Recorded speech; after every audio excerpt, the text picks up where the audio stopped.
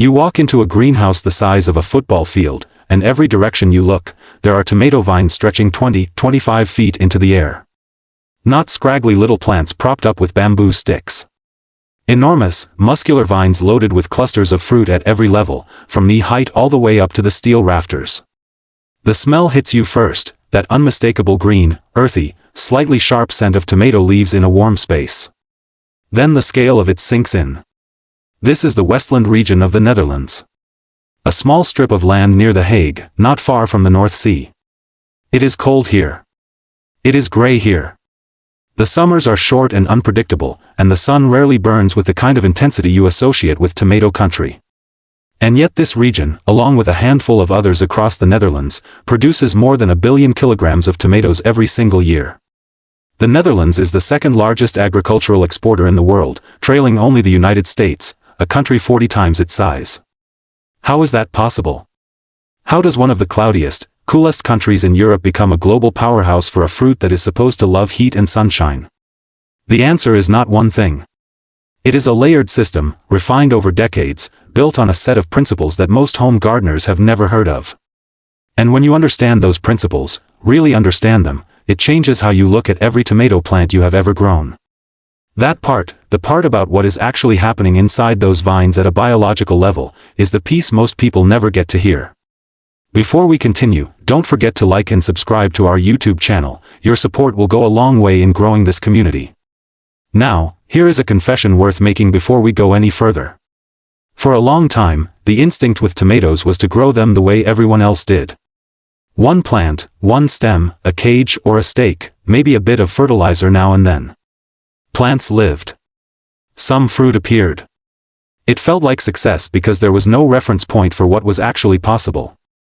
Then came the research into Dutch growing methods. And it was genuinely humbling. Not because the Dutch use magic. Not because they have access to some secret variety of seed. But because they approach the tomato plant as a system, a living machine that can be optimized, rather than as a plant you just put in the ground and hope for the best. The gap between what most gardeners harvest and what a Dutch grower harvests from the same square footage is not a gap of luck or climate. It is a gap of method. That gap is exactly what this video is going to close. Let's start in Westland, because that is where the modern Dutch growing system was essentially born. Westland is a municipality that sits on a narrow coastal strip in South Holland. The landscape is almost entirely flat, the water table is high, and historically the soil was not particularly rich. What Westland had was glass. Greenhouse glass, stretching in every direction, covering the land like a second sky. By the early 20th century, growers in Westland had already figured out something important: you cannot fight the Dutch climate. You build around it. The first principle of the Dutch system is environmental control. Not in a vague, general sense. In a precise, deliberate, non-negotiable sense. Dutch commercial growers maintain their greenhouse temperatures between 17 and 25 degrees Celsius during the growing season. They monitor humidity. They manage CO2 levels. They control light using supplemental LED systems during the dark winter months. The plant is never at the mercy of the weather outside. The plant lives in a curated environment, engineered specifically to maximize its output. Now, you might be thinking, that is commercial farming. That has nothing to do with my back garden. And that reaction is understandable. But here is what is worth sitting with: the principles behind that environmental control apply at every scale. A small polytunnel in a suburban backyard operates on the exact same logic as a hectare of climate-controlled glasshouse in Westland. You are creating a buffer between the plant and the hostile elements. You are giving the plant permission to spend its energy on fruit rather than survival. Research from Wageningen University, the agricultural research institution that has partnered with Dutch growers for decades, consistently shows that tomatoes grown in protected environments produce yields 2 to 4 times higher than those grown in open fields, even when soil fertility and variety are held constant. The variable is not the soil. It is the environment. But the environment is only the beginning. And what comes next is where things get genuinely interesting. Inside those Westland greenhouses, the tomato plants are not growing the way most people grow tomatoes. They are not bushy. They are not spreading outward. They are growing up. Straight up. in long, vertical lines, trained along strings that hang from the ceiling of the greenhouse all the way to the ground. This is called the high wire system. And it is one of the most important ideas in Dutch horticulture. Here is how it works. The plant is trained to grow as one or two main stems, called leaders, with all other side shoots, or suckers, removed as they appear. The main stem is wound around or clipped to a string that hangs from the overhead structure of the greenhouse.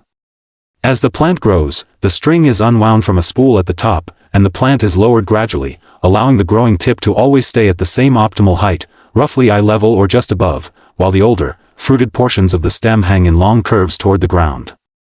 This is not intuitive. Most people, when they think of training a tomato plant, think of tying it to a stake and calling it done. The Dutch high wire system is a different philosophy entirely. It treats the plant as something continuous and living, something that keeps growing and producing indefinitely, rather than something that finishes its job and stops. The science behind it is elegant. A tomato plant grown on a single vertical leader with suckers removed puts all of its photosynthetic energy into one pathway. There is no competition between stems. The root system feeds one main channel.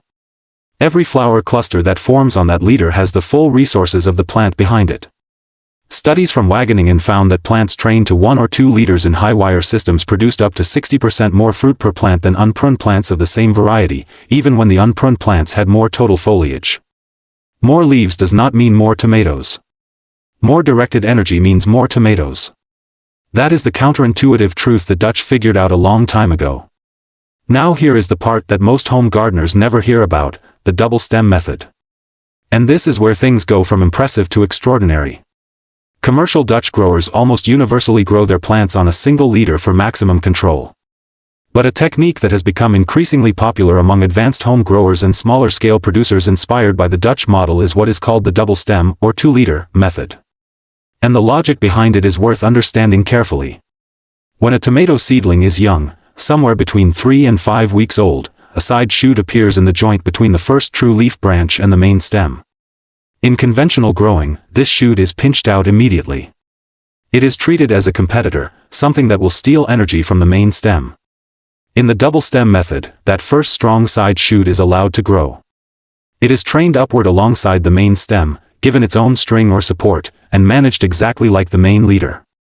The result is a plant with 2 productive stems growing from one root system. Think about what that means. 1 root system. Twice the stem. Twice the number of flower clusters. Twice the potential fruit. Growers who have adopted this approach report yields that are not just double, they are often 2.5 to 3 times what a single stem plant produces, because the root system of a well-established tomato plant is typically capable of supporting significantly more above-ground growth than a single leader allows it to express. There is a biological principle at work here called source-sink dynamics. The roots and lower leaves of the plant are the source, they produce and absorb nutrients and water. The developing fruit clusters are the sinks, they consume those resources. A single leader plant has limited sinks. A double leader plant has twice as many, which means the source system is being used more fully, more efficiently. The plant is not working harder. It is working at a larger capacity. That distinction matters. Because it means the double stem method is not about stressing the plant. It is about unlocking what the plant was already capable of doing. Let's talk about soil. Because here is where the Dutch story gets complicated in a fascinating way. Many of the largest Dutch greenhouse operations do not grow in soil at all. They grow in rock wool, a fibrous mineral substrate that holds water and air but has no nutritional value on its own. Everything the plant needs is delivered through a precisely calibrated nutrient solution, drip-fed directly to the roots, adjusted in real time based on what the plants are absorbing. This is called soilless cultivation, or hydroponics at scale. And it is worth understanding not because home gardeners should all switch to hydroponics, but because of what it reveals about what tomatoes actually need. The rock wool system works because it gives growers total control over the root environment. pH is managed to the decimal point. Nutrient ratios, nitrogen, phosphorus, potassium, calcium, magnesium, are adjusted week by week depending on the stage of growth. During vegetative growth, nitrogen levels are higher. As the plant transitions to fruiting, potassium becomes the priority nutrient. That shift is non-negotiable in the Dutch commercial system. And it is non-negotiable for a reason. Potassium is the fruit-building mineral. It regulates water movement within the plant, supports photosynthesis, and plays a direct role in sugar transport, which affects both fruit size and flavor.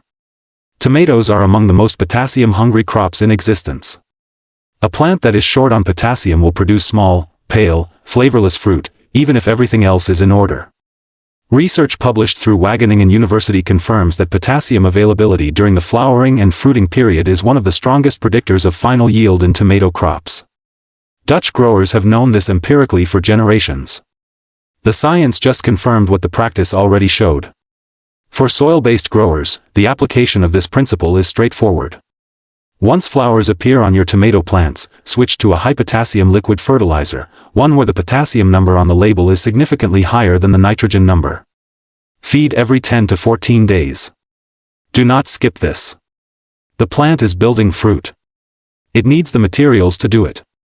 Now let's go deeper on soil itself, because for growers who are working with actual ground rather than hydroponic systems, this is where some of the most powerful and least discussed principles live.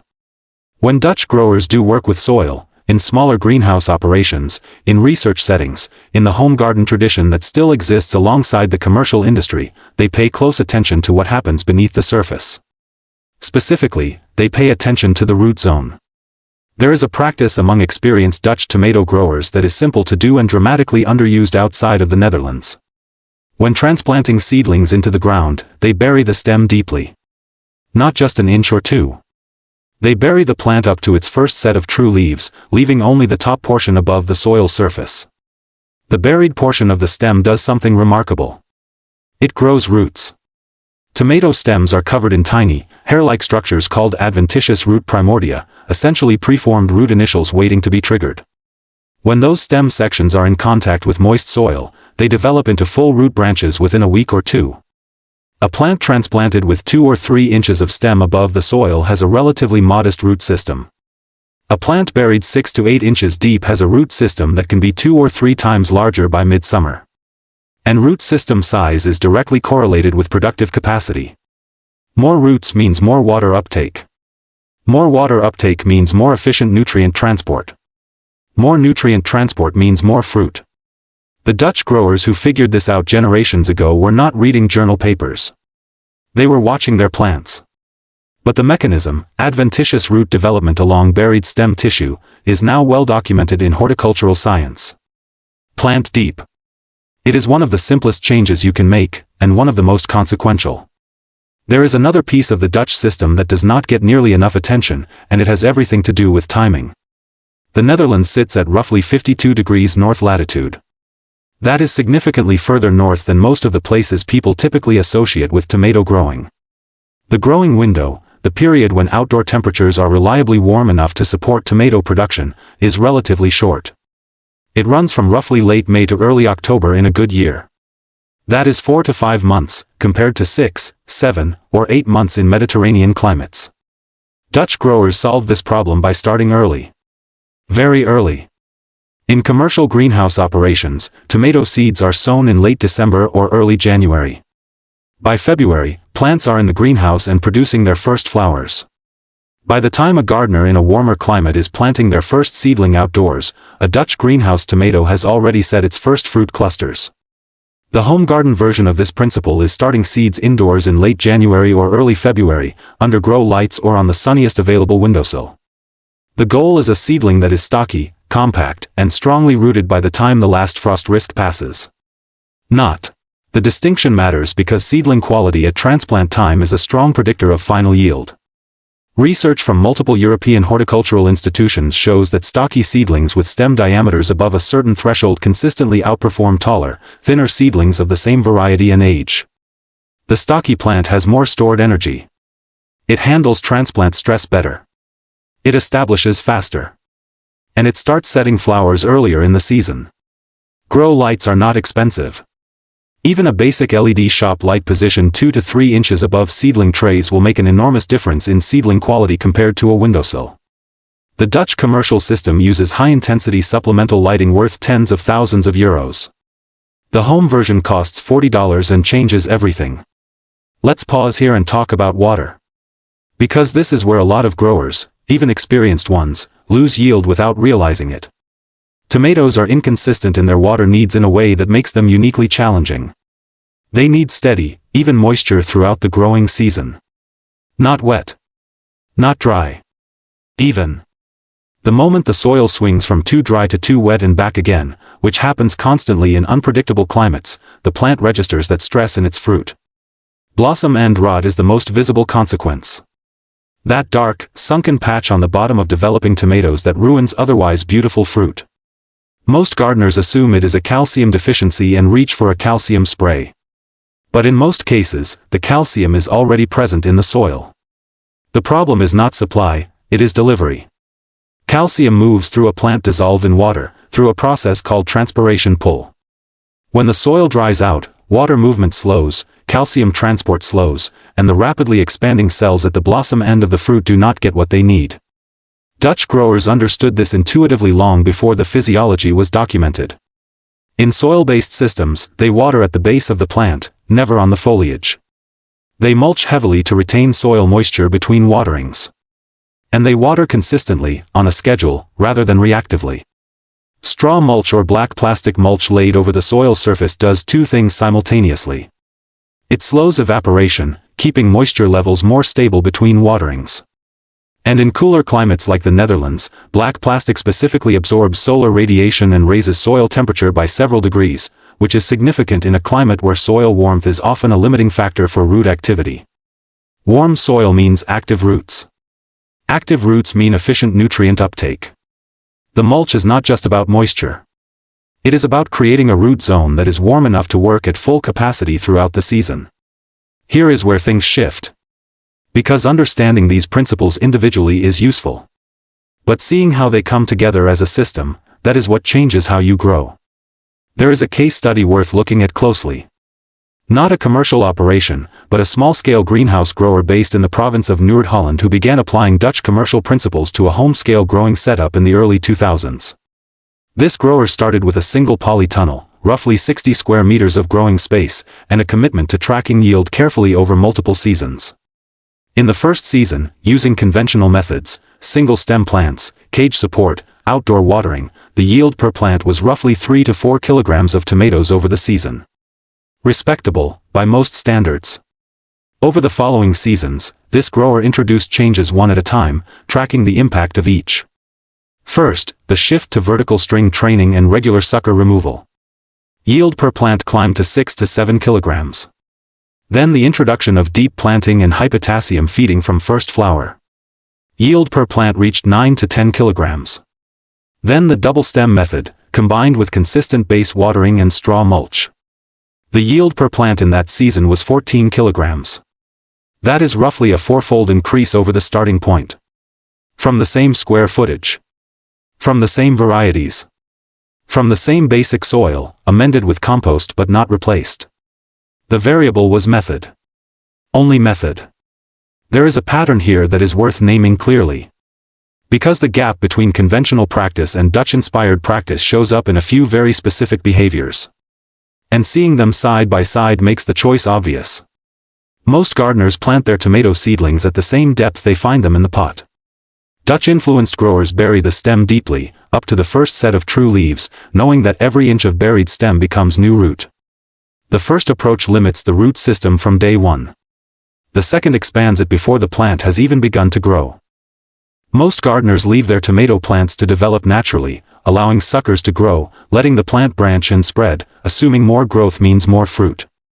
Dutch-influenced growers remove suckers consistently, training 1 or 2 deliberate leaders, understanding that concentrated energy produces more and better fruit than dispersed energy spread across many competing stems. Most gardeners feed their tomatoes with a balanced fertilizer throughout the season, the same formula from transplant to harvest. Dutch-influenced growers shift their feeding regime at first flower, switching to a high potassium formula because they understand that the plant's nutritional needs change fundamentally when it transitions from vegetative growth to fruit production. Most gardeners water when the soil looks dry, reacting to what they see rather than maintaining a consistent schedule. Dutch-influenced growers water at the base, on a consistent schedule, and mulch the soil surface to eliminate the wet-dry swings that cause calcium transport problems and blossom end rot.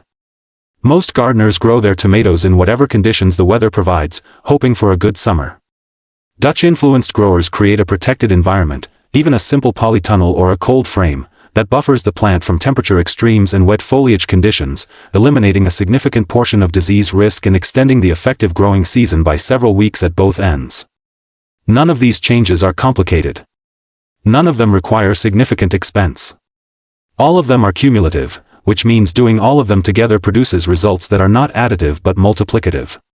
One more thing deserves attention before we close, because it sits underneath everything else and is rarely discussed. The Dutch agricultural system did not arrive at its current state through genius alone. It arrived through iteration. Through the willingness of growers, generation after generation, to observe carefully, change one thing at a time, and share what they learned with neighbors and colleagues rather than guarding it as a competitive secret. Wageningen University, which has served as the research backbone of Dutch horticulture for over a century, was built on exactly this model. The relationship between academic researchers and working growers in the Netherlands is unusually close and unusually productive. Growers bring practical observations. Researchers bring mechanisms. The knowledge flows in both directions. That culture of transparent, iterative learning is as much a part of the Dutch yield advantage as any specific technique. A grower in Westland who discovers that a particular pruning strategy increases fruit set does not keep it secret. They talk about it. It becomes part of the shared knowledge of the community. The next season, a dozen other growers try it. Some refine it. The practice improves. This is worth naming because it is a model for how any grower can approach their own practice. Not with the expectation of perfection in the first season, but with the discipline of observation, tracking what changes, noticing what improves, being willing to change one thing at a time and see what happens. The Dutch system was not invented. It was grown. Slowly, over a very long time, by people who paid attention. So here is where to start. This week, one specific action. If you have tomato seedlings started or about to be transplanted, bury them deep. Deeper than feels right. Find the lowest set of true leaves and make that your soil surface. Everything below it goes underground. Give that buried stem 10 days, and the root system that develops will feed your plant at a fundamentally different level than a shallowly planted seedling can. That is the first move. Not the only one, but the one that sets the foundation for everything else. And once your plants are in the ground and growing, look for that first strong side shoot in the joint between the lowest leaf branch and the main stem. Decide whether you want to train a second leader.